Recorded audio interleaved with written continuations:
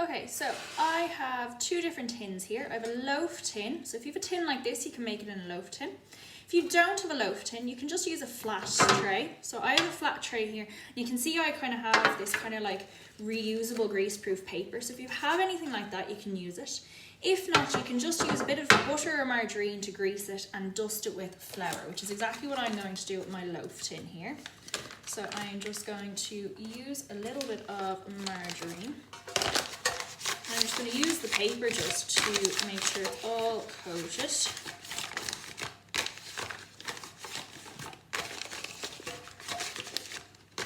So you can see in there now, I have a nice little kind of layer of margarine all over it. And then I'm going to dust it with a little bit of flour as well. So I'm just going to use a little bit of flour and just to stop it sticking. So I'm going to shake that all around. Make sure all of the sides are coated.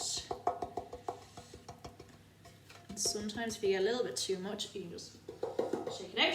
So our tin looks like that. So it's all ready to go. Okay. Okay, so in my bowl here, I have my white flour, I have my brown flour, and I also have my porridge oats all weighed out. I've just noticed here beside me, I also have my salt and my bread soda.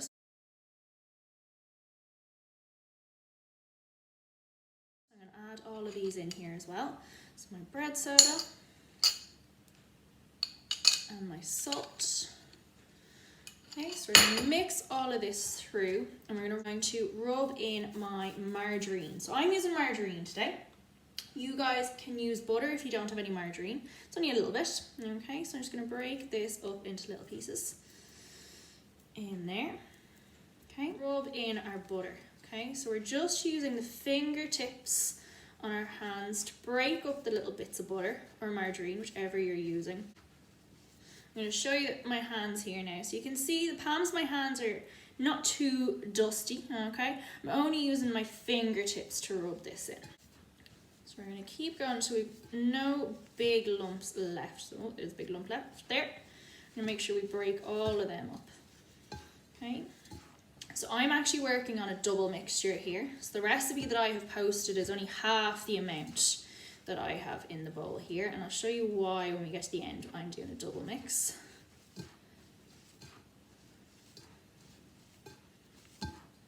So you can see it's all mixed through there now. Don't think we've any big lump. Oh, spoke too soon. Another bit of a lump there.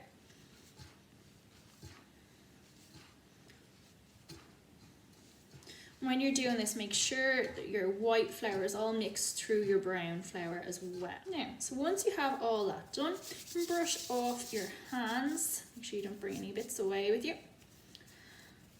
Okay, and then we're going to start adding our wet ingredients. Okay, so we're going to start adding our wet ingredients to our dry ingredients. So here is my flour with my butter kind of rubbed through it already. So I'm just going to make a bit of a well in the middle. I'm just using a fork to mix it at the moment. Okay.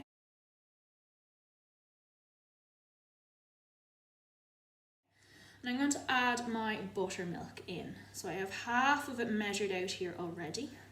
And I actually don't have enough buttermilk here. I didn't have enough left. So what you can do instead of using buttermilk is you can actually use just normal milk, okay? And just put a drop of lemon juice into it, and that'll work instead of your buttermilk. So I'm kind of using half and half. So I had buttermilk there, and then I'm just using, so that's just my milk there measured out with a drop of lemon juice in it instead. I'm going to add that in as well. And I'm just using a fork to bring all of this together. So kind of working in the middle, slowly but surely bringing the flour in from the edges. And you'll see already, can you see the bubbles starting to form in my mixture there already? So that's the reaction starting already between our buttermilk, or our acid in our buttermilk, and our bread soda that we added there earlier on. And that's what's going to help raise our bread. Okay, and that's another reason it's really important to preheat our oven, because that chemical reaction has already started there now. we want to make sure that we get this into the oven as fast as we can. I'm just going to make sure all of my flour is mixed in. Okay. So this will be quite a wet mixture, okay? So it'll be kind of quite sloppy. If you want to add some extra nuts, or if you wanted to add maybe some seeds that you have in the house, you can add whatever you want to add some extra flavour.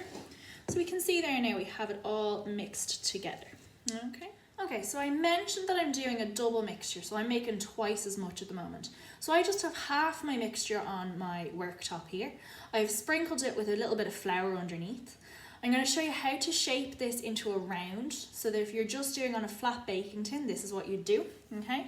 So it's quite wet, all right? So we're just going to coat it gently in our flour, so it's not sticking too much. So I'm almost just rolling it around in the flour that I've sprinkled. And then once we've got a shape, I'm just going to use the side of my hand to bring it into a nice circular shape.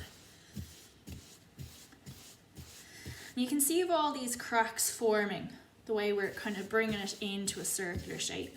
But once we roll it over, we have a lovely flat finish on the other side. So that is our round shape. So we're going to pop that straight over onto our tin now, nice and gently. Now, so I'm going to just shape this second half of my dough into the shape to go into the tin. So again, it's fairly similar. I'm just kind of gently coating it in the flour that I have on my worktop here. And this time we're going for a slightly longer shape, like so. And we're going to pop that into our tin now, like so.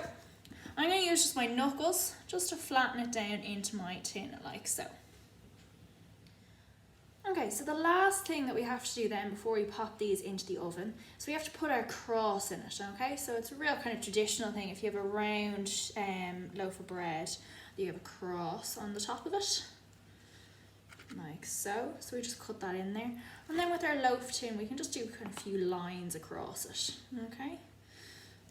When I was younger, I used to do that if Mum was making bread, and she'd always say that that's called letting the fairies out, okay?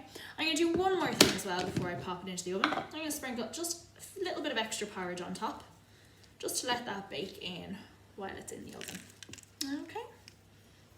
So that goes into our oven at 230 degrees for the first kind of 15 minutes, and then we're going to turn it down to 200 degrees.